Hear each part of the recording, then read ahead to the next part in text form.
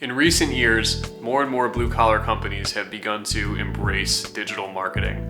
There are a couple of major benefits to having both photo and video on your website and on your social media. For starters, you build familiarity.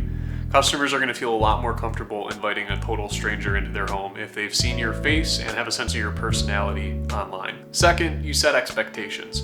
Part of your job might disrupt a customer's day.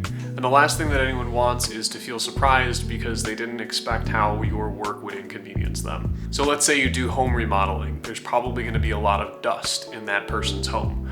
Or if you work with HVAC units, they're probably not going to have AC while you're doing their job. And things like this might seem super obvious to you, but might not have been taken into account by the customer. So this is a great chance for onboarding. On social media, by regularly posting content, you are regularly engaging with your consumers. That helps keep you top of mind. On the website, having photo and video content signals to Google that your site is full of rich, useful information, and it's going to put your site ahead of your competitors in the search results. So if you're ready to grow your business, let's get started. So I've worked with a number of blue-collar companies on social media and website projects, and time again, the content that works the best is the content where you are authentically documenting the process of your work. The easiest way to get professional-looking content is to hire a content creator to join you on your next job, but you can get started on your own if you're feeling scrappy. A $20 tripod and your phone are plenty to get started. Here are some ideas for content you can easily make yourself while you're on the job.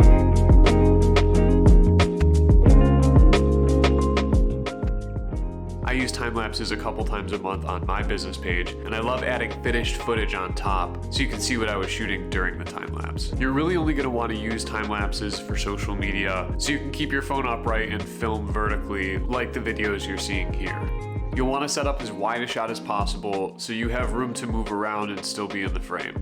The best way to do that if you're indoors and it's a little cramped is to find the corner that's opposite from where you'll be working and set up your tripod there.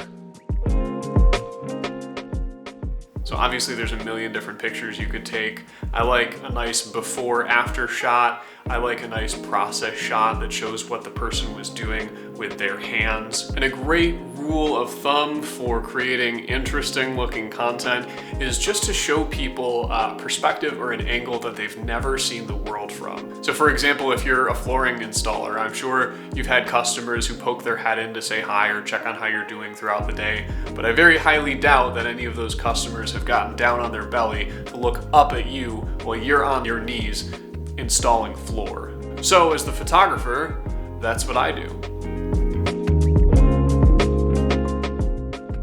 TikTok has become wildly popular in the past couple years to the point where Instagram has pretty much poached their in-app video editing features to create Instagram Reels. Instagram is trying to compete with TikTok now, and from what I've seen, Reels get a ton more organic exposure than any other type of video or photo content right now. And you'll want to shoot all of this content vertically as well, because that's how people are holding their phones when they're scrolling through social media. You're probably watching this, if it's on your phone, you've got your phone tilted like this, right? But if you're on Instagram or TikTok, you're holding your phone like this. So you want to shoot vertical so you take up the whole screen. As far as subject material and what to shoot and post, I'd recommend you get started by breaking up the work that you do into individual steps, and then just grab a quick shot of each step so that people can see how you do what you do and get a little taste of the nuance of your work. And then to pivot from social media to website content, it's a great idea to have a branded About Us video where people can learn about the history of your company and what your company does. Getting to know you and hearing you talk about your work gives people a sense of reassurance that you know what you're doing, you know what you're talking about.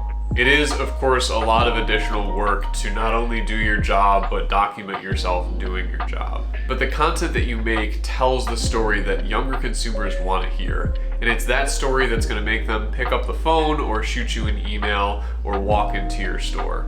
If you got value out of this video, please hit the like button and drop a comment letting me know. Thanks for watching.